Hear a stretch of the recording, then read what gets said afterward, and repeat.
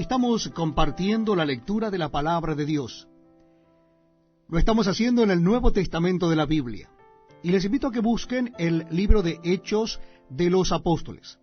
Hechos de los Apóstoles, capítulo 18. Hechos de los Apóstoles, capítulo 18. Dice la palabra de Dios: Después de estas cosas, Pablo salió de Atenas y fue a Corinto. Y halló a un judío llamado Aquila, natural del Ponto, recién venido de Italia con Priscila su mujer, por cuanto Claudio había mandado que todos los judíos saliesen de Roma. Fue a Helios, y como era del mismo oficio, se quedó con ellos, y trabajaban juntos, pues el oficio de Helios era hacer tiendas. Y discutía en la sinagoga todos los días de reposo, y persuadía a judíos y a griegos. Y cuando Silas y Timoteo vinieron de Macedonia, Pablo estaba entregado por entero a la predicación de la palabra, testificando a los judíos que Jesús era el Cristo. Pero oponiéndose y blasfemando éstos, les dijo, sacudiéndose los vestidos: Vuestra sangre sea sobre vuestra propia cabeza. Yo, limpio, desde ahora me iré a los gentiles. Y saliendo de allí, se fue a la casa de uno llamado Justo, temeroso de Dios, la cual estaba junto a la sinagoga. Y Crispo, el principal de la sinagoga, creyó en el Señor con toda su casa, y muchos de los corintios, oyendo, creían y eran bautizados. Entonces el Señor dijo a Pablo en visión de noche: No temas, sino habla y no calles, porque yo estoy contigo, y ninguno pondrá sobre ti la mano para hacerte mal, porque yo tengo mucho pueblo en esta ciudad. Y se detuvo allí 1 año y 6 meses, enseñándoles la palabra de Dios.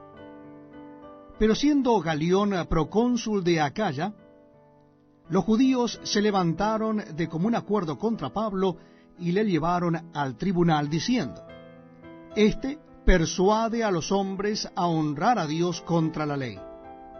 Y al comenzar Pablo a hablar, Galión dijo a los judíos: Si fuera algún agravio o algún crimen enorme, oh judíos, conforme a derecho yo os toleraría.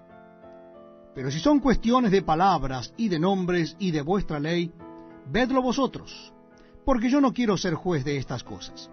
Y los echó del tribunal.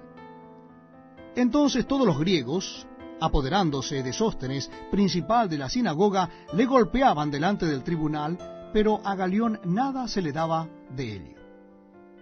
Mas Pablo, habiéndose detenido aún en muchos días allí, después se despidió de los hermanos y navegó a Siria, y con él Priscila y Aquila, habiéndose rapado la cabeza en Cencrea, porque tenía hecho voto.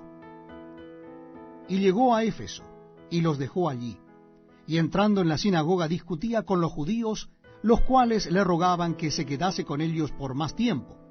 Mas no accedió, sino que se despidió de ellos diciendo: Es necesario que en todo caso yo guarde en Jerusalén la fiesta que viene, pero otra vez volveré a vosotros, si Dios quiere. Y zarpó de Éfeso. Habiendo arribado a Cesarea, subió para saludar a la iglesia y luego descendió a Antioquía. Y después de estar allí algún tiempo, salió recorriendo por orden la región de Galacia y de Frigia, confirmando a todos los discípulos. Llegó entonces a Éfeso un judío llamado Apolos, natural de Alejandría, varón elocuente, poderoso en las Escrituras. Este había sido instruido en el camino del Señor, y siendo de espíritu fervoroso, hablaba y enseñaba diligentemente lo concerniente al Señor, aunque solamente conocía el bautismo de Juan. Y comenzó a hablar con denuedo en la sinagoga.